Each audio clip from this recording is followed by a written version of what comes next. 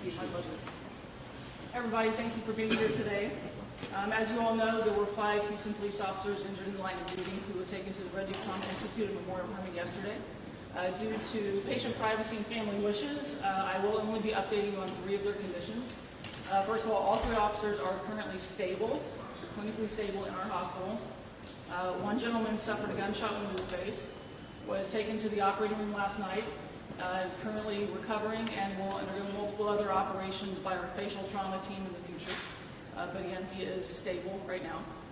Another officer also sustained a gunshot wound to the face. Fortunately, he will not require surgery and will most likely be discharged home later today. He's doing well. And finally, the 3rd officer also sustained a knee injury during the altercation. He has already undergone surgery by our orthopedic trauma team. He's also recovering and will most likely be sent home later this week. I would like to take this opportunity to thank our first responders, including the Houston Fire Department, who was available on scene, quickly assessed, treated, and transported the patient to our hospital. I also want to take this time to thank Memorial Hermann Lifelight and also all of the physicians, nurses, and techs in the ER in the operating room who did their job fantastic yesterday. Each step in trauma is critical. Time is of the essence. Time is extremely important, not only in the pre-hospital setting, but also once you arrive to the hospital. And I'm very proud of our team for doing their job yesterday. Memorial Hermann Hospital is here for the men and women who serve our community. We are also honored to take care of our police officers and our community and are always ready to help you if you're injured. Again, Dr. McNutt, again, on behalf of all of our officers, not just for yesterday, but for what you do, not just for our officers, but this community, I just want to say thank you. We use the word heroes all the time, but the doctors and nurses at this institution, the firefighters, everyone that was involved, the Lifelight, just they're all heroes in our eyes, and we're just really blessed. So again, thank you, and thank you for being here this morning. And so again, I want to update everyone on some of the information that you may or may not have. But let me just say that the involved officers are all undercover narcotics officers because of security concerns and some other issues and ongoing investigations. We will not be releasing names at this point, at this time, but you know, we're very much, Commander Falls, come up here.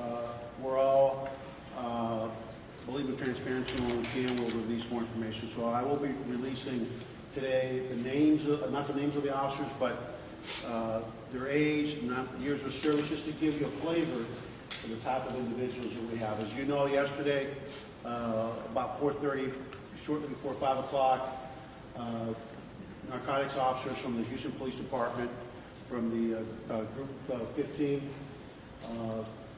initiated a search warrant at the location at the 600 block of Harding Street.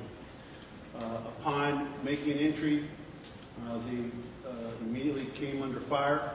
The first officer through the door, armed with a shotgun, was charged immediately by a very large pit bull that charged at that officer. He discharged rounds that we know that the dog was struck and killed. At the same time, a male suspect came from around the back and started an open fire with a .357 Magnum revolver. That officer was struck in the shoulder. He went down, fell on the sofa in the living room, at which time a female suspect went towards that officer, reached over the officer, and started making a move for his shotgun. At that time, backup officers, other officers in the staff that made entry, discharged their firearms, striking that female suspect. An exchange of gunfire occurred, continued, between that officer who was struck. The first, the officer that I described yesterday, that's 54 years of age, this is the 3rd time in his career he's been shot. And this guy is 54, and here he is, not retired, actually being the case agent.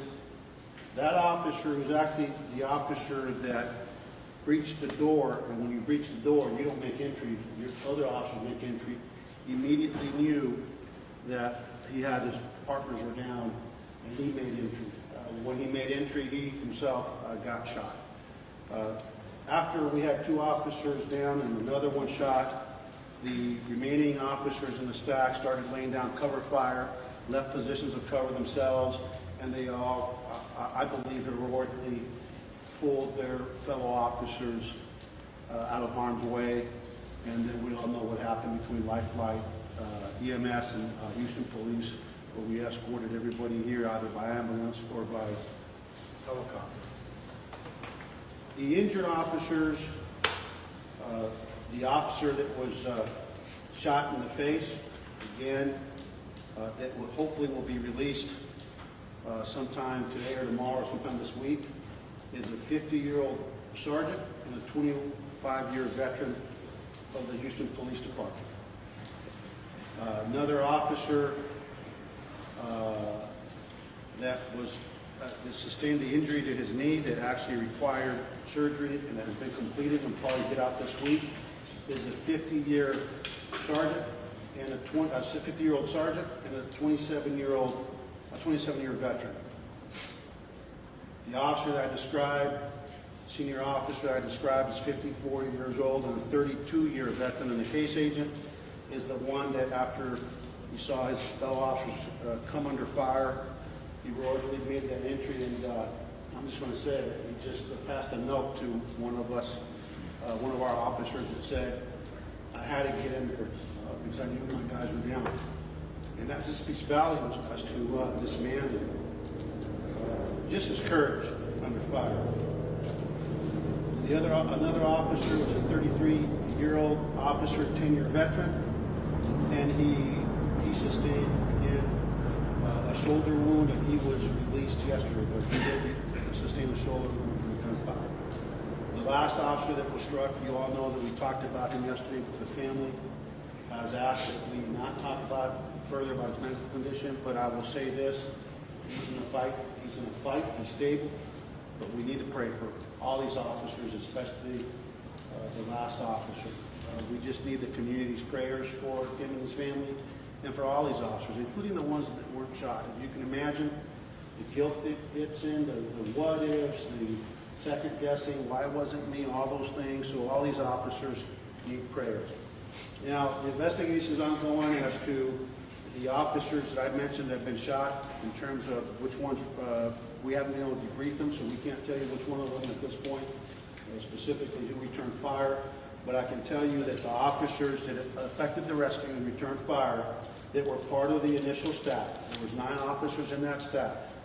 One is a 30-year veteran, a 30-year-old officer, and a 9-year veteran. The second officer, and these guys were newer on the team, so they were back in the stack, is a 32-year-old officer and a 10-year veteran. Another officer is a 37-year-old officer and an 8-year veteran. And the last officer that discharged that we have determined so far is a 36-year-old officer and an 11-year veteran. We do not have cameras on us when we make these entries. There were no cameras, no body-worn cameras, so if everyone's wondering about that, they need to know that we do not have cameras. The officer, this is a 54-year-old officer, a 32-year veteran this is his 3rd time being shot. He was shot in the line of duty in 1992 and again in 1997. We have identified our suspects, and our suspects next of kin have been notified, and I'm going to, if Bobby, can you hold the suspects and you guys hold the suspects? The female suspect that you see there that actually was shot in the living room when she went to grab the fallen officer's shotgun is identified. She's a female white, identified as, and I will spell it out for you. First name, Regina, R-H-O-G-E-N-A. Regina, R-H-O-G-E-N-A. Last name is Nicholas, N-I-C-H-O-L-A-S. N-I-C-H-O-L-A-S. She was 58 years of age. The male suspect that actually engaged in the firefight with the officers is 59 years of age. He's also a white male, and he is identified as Dennis, D-E-N-N-I-S. Tuttle, T-U-T-T-L-E. Tuttle, T-U-T-T-L-E. The female one more time? Sorry. The female is Regina, R-H-O-G-E-N-A. Last name of Nicholas, N-I-C-H-O-L-A-S, 58-year-old white female. We're not going to talk about the criminal histories. That's part of the investigation, and we've got a lot to go into their background to see what we can learn, and that's part of our ongoing investigation. A search warrant was conducted last night, and a search of the premises revealed the presence of marijuana in the location. We also recovered another drug, white powdery substance, believed to either be cocaine or potentially fentanyl. We recovered two 12-gauge shotguns, one 20-gauge shotgun, one 22 caliber rifle, and one Remington 700 rifle. Those are the items that were recovered in the target location. The investigation into that location will continue, and the investigation of the officer-involved shooting will continue with the assistance of the Harris County District Attorney's Office. Obviously, our Special Investigations Unit, which is our specialized unit that conducts investigations to officer-involved units, and lastly, the Internal Affairs Unit that will conduct an administrative review into everything from A to Z, tactical plans, everything that went into this operation to ensure that all departmental policies were adhered to. All the officers that were involved in the officer-involved shooting will be placed on administrative leave consistent with the departmental policy. They've all been debriefed. We've had psychological teams. We had 3 of our psychologists here yesterday. Our peer support folks were here yesterday. And our peer support and psychological services will also be debriefing family members of our involved employees or any of our employees that need it, our dispatchers, and just the rest of our team. And so with that, I think I've covered everything we need to cover, and I will open it up to questions from you. Chief, who was the officer that was discharged already? Which one was he? Are you serious? Didn't I already tell you guys that? Let me get my little cheaters back on. He was the one that's already discharged.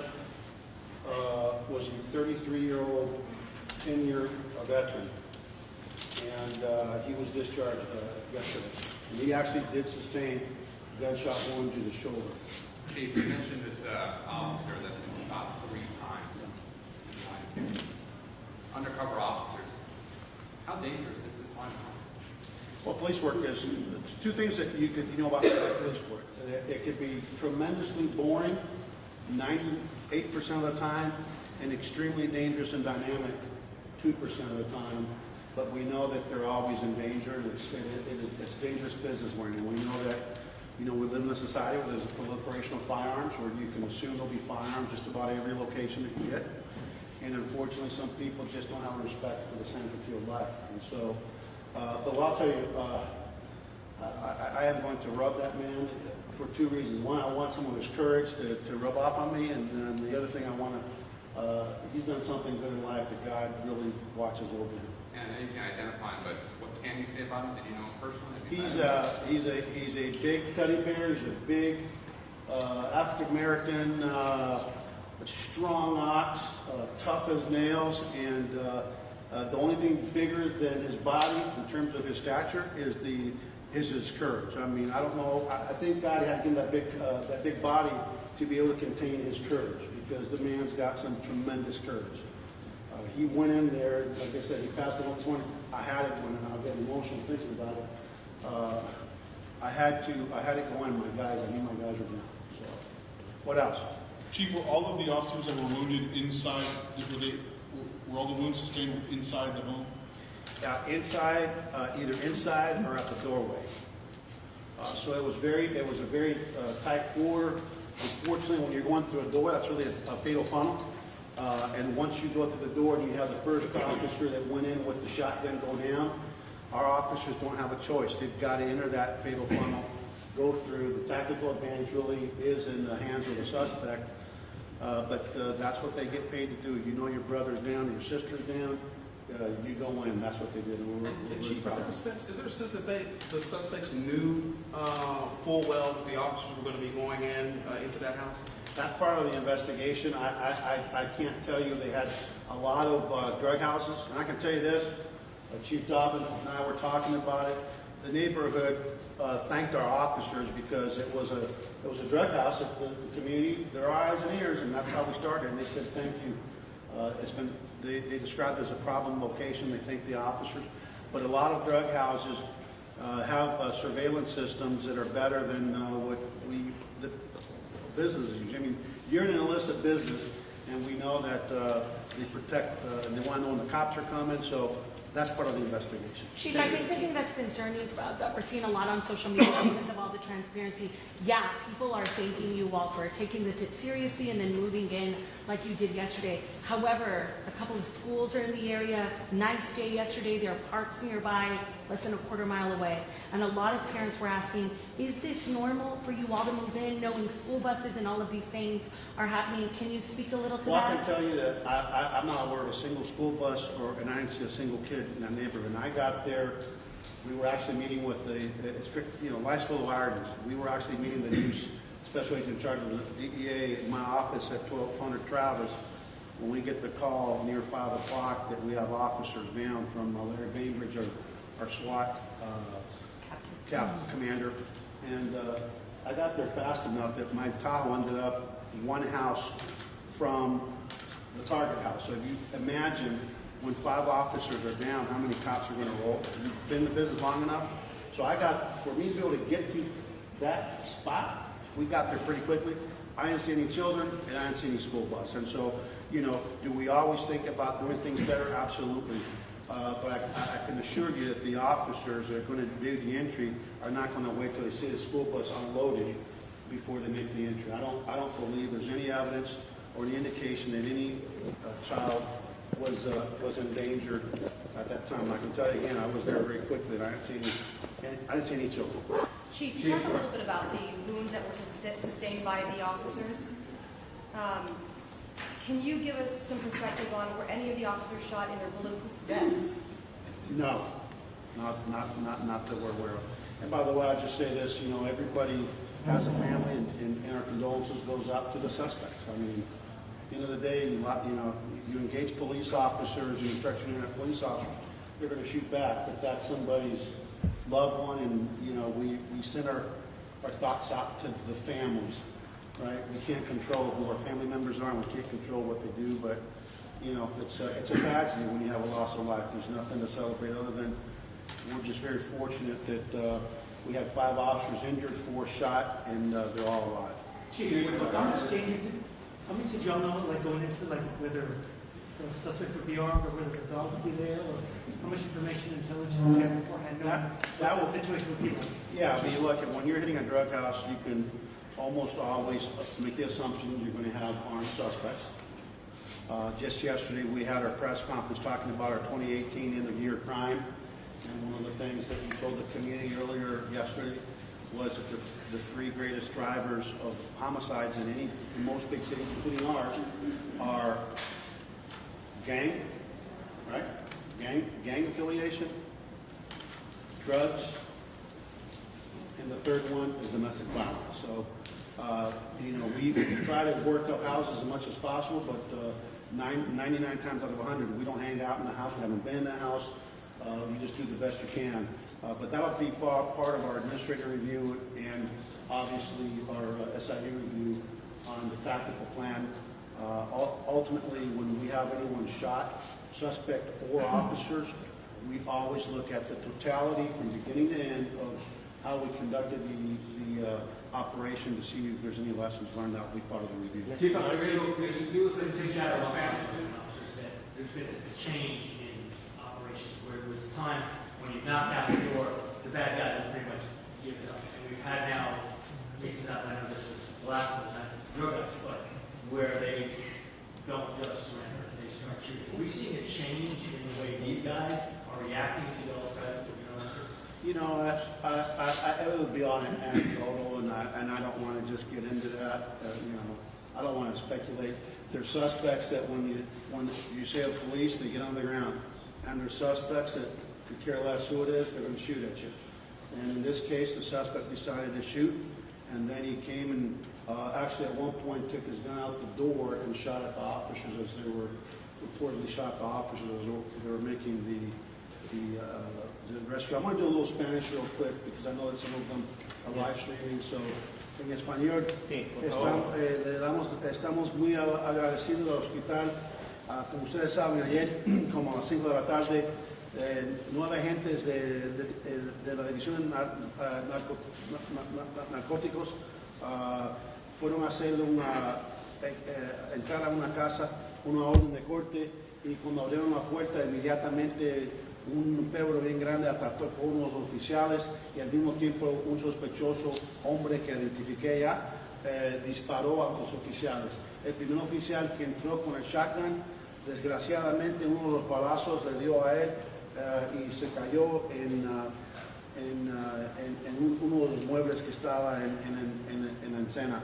El momento que cayó, la sospechosa, la mujer blanca de 58 años de edad, fue y trató de acabar el rifle del oficial, y cuando los oficiales vieron esa acción, dispararon para defender al oficial.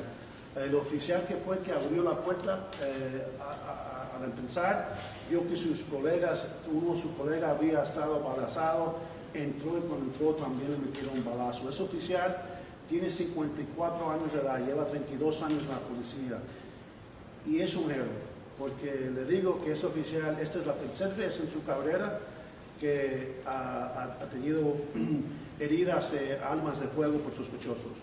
Y entró porque sabía que su colega estaba en peligro y quiso rescatarlo. Y para mí habla sobre el corazón de nuestra comunidad, el corazón de nuestros oficiales, el coraje de nuestros oficiales, y debemos todos estar orgullosos.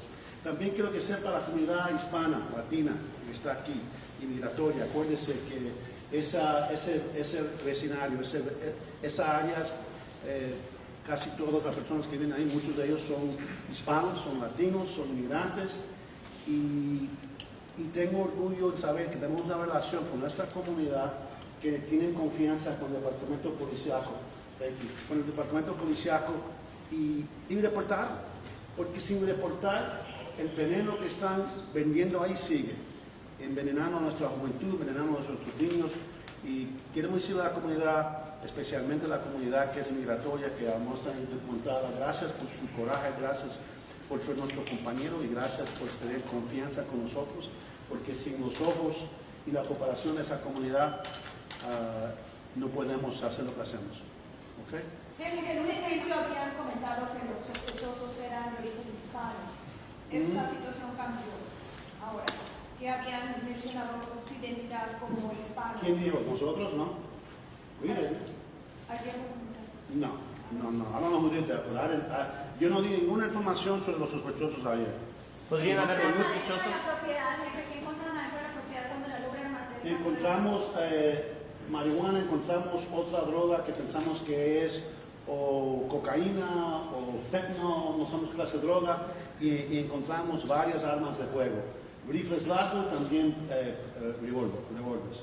¿Sabemos? ¿Había más personas adentro de la propiedad además de las dos personas de la propiedad? No, nada más que pensamos que había esas dos nada más. So we believe the only people left in the property inside the home were the two deceased suspects. We Pero heard esta that gente no inside the trabaja. home it was a huge mess. Can you talk a little bit about why the 2 robots were used yesterday to help clear the scene? Once you have 5 officers down, we always talk about time is on our side. We don't need, the last thing we needed was to hurry up. And quite frankly, we don't know if anybody else is in there. We had some information there might be a handicapped person living in the home. That turned out that person was not there if they even lived in the first place. But the robots were used, 2 different robots were inserted into the location to help clear the location, to help try to find other suspects, and most importantly, to provide our tactical team, our SWAT team, a view of what's going on so that they can put together an operational plan to go in, know where the threats are, where people might be hiding, and eventually we're able to clear the house. And HFD declared the 2 suspects, the 58-year-old and 59-year-old, deceased inside the house. Just to clarify, Chief, Los oficiales, gracias a Dios, tenemos un oficial que tuvo un tiro aquí en el hombro, que ayer lo soltaron. Otro oficial que tuvo una en su rodilla, que no fue un balazo, pero tuvieron que operarlo. Está aquí todavía, pero está en una condición. Hoy lo operaron esta mañana. Pensamos que va a salir esta semana. Y tenemos otro oficial, el oficial de 54 años, que es un león, ¿no? Es un tigre, es una persona que es un héroe. Él va a estar aquí por un tiempecito, pero con el favor de Dios va a estar bien. Tenemos el otro oficial, el sargento, que le metieron herida en la cara, y él va a estar bien, gracias a Dios. Y tenemos otro oficial que tenemos que respetar la familia, pero quiero que sepa la comunidad que está estable, está en condición crítica, y por favor les suplicamos que las oraciones para nuestros oficiales, no solamente los que fueron heridos, pero también las familias, los familiares, los líderes, porque esto es algo que causa emoción para todo el mundo, nuestra familia entera de la policía de Houston. Al fin del día, estos sospechosos tienen familiares que lo aman, y también nuestros pensamientos están con familiares los sospechosos. Anything else? Chief, just to clarify, last night you mentioned black tar heroin, today marijuana and other Yeah, drugs. we actually bought black tar heroin at that location. So there was heroin bought there at one point. Is this part of No, the we didn't larger find any operation? We didn't find any extra. Hey, Chief, just to be I just want to know, John Daly was in the Let hospital. me just go over here real quick. Just to be clear, of the 5 officers, we've got conditions on 4. Is it fair to say that you feel confident about the conditions of the 4 that you've released information on, but you're still very much concerned about the long-term well-being of that 5th officer? Do you feel like the first 4 are out of the We're woods? very concerned about one, and while he's stable, we just ask for prayers. He's in a really tough fight, and we're hopefully he'll be surviving, but we want a good quality of life for our officers, and our prayer would be that we lift him up in prayer and his family up in prayer, that we can have a recovery so he can have the fulfilling life that God put him on this earth. But to Chief, live. 2 are still in trouble. But stable. They're stable. Chief, last night we heard from the union representative rather passionately. I think it's gotten a lot of attention everywhere around the nation, talking about that you guys are sick and tired of being the target. Do you share that? Because, people on general public saying, obviously this is incredibly tragic, but they weren't necessarily targeted or ambushed. So maybe the conversation is going this way when it... Yeah, look, I understand that passion. I understand his passion, his compassion. These people, men and women, we really are a family. That's a slogan in a lot of places, but we really are a family. Let me just say this. We are being shot on a regular basis. If you look at the officer fatalities this year, from gunfire, they're up. I would say that I would express my personal frustration at lawmakers that know that we have a public health epidemic in this country that we call gun violence. We know that that for whatever reason they offer a lot of prayers, but you know what? We don't need prayers from. We didn't elect people to pray for us. We elect people to lead us. We elect people to make public policy decisions, not based on whatever their primary, the politics of primary politics, right? Because only the basis, basically. And sooner or later, we will reach a point in our country where we're going to say, we're not doing enough about gun violence. And so to the elected officials, I appreciate your prayers, but quite frankly, we've got a community that prays for us. Everybody can pray, but the only ones that can listen to trauma docs, and I'm not going to talk about that, but there's a reason that the Major City Chiefs Association has put forth a policy paper that talks about some of the steps that Congress can take. They have a national approach to addressing the scourge of gun violence. It doesn't just impact law enforcement, it crushes communities, tears apart families, cuts life short every single day. For everyone that you in the national media cover, there are dozens a day that don't even get a mention. And so my response to me is, let's criminals are going to be criminals, evil people are going to be evil. The question is, what are policymakers willing to do besides prayers to address a public health epidemic? And of course, somebody will now tweet, oh, there he goes with his, it's not an anti-gun agenda, it's an anti-proliferation of firearms in the hands of people that have no business having guns. It's an anti, being able to walk to a gun show and know I'm a private seller, I can sell my M&P long rifle with 20 clips to whoever wants to take without a background check. There are things that we can do that are not being done, and I would say that our frustration should be with people that are elected to make a difference in policy, and instead they all want to offer prayers. The other thing I will say from my perspective is this. If, you know, because we're at an era in our country where everybody, we want criminal justice reform, right? We want to give people second chances. But when people are involved in violent crime and they're committing felonious assaults with firearms, we need to hold those people accountable. And secondly, and we're talking to the legislature now, we need to hold these felons and these gang members that the first thing they do when they get out of prison is go get their GAP. And I don't mean a group activity ticket, I mean a firearm. They're not carrying it with them just to show off. They're carrying it with them so the second some other gangster gives them the wrong look or disrespects them, or they see a target of opportunity or someone that they know that did a hit on them 2 years ago, we've got to, when we catch felons with firearms, what they are telling us is that they're not going to play by society's rules, and we need to hold those offenders accountable. So that's what I'm going to focus on. Because crooks are going to be crooks. The question is, what are we in society and what are elected officials going to do to help make it tough on those crooks to victimize? I'm going to just take two more, and then we'll get out of here. Hey guys, you know what? Hey, our number one force multiplier is the community. I mean, I want you to think about the Houston Police Department, 640 square miles with 5,200 officers. That's it. 20 years ago, we had 500,000 fewer residents, but 300 more cops. That's not a very good ratio. Our ratio is going down instead of up. And so the thing that we rely on here in the city of Houston is an outstanding police department that's not perfect, but it's second to none.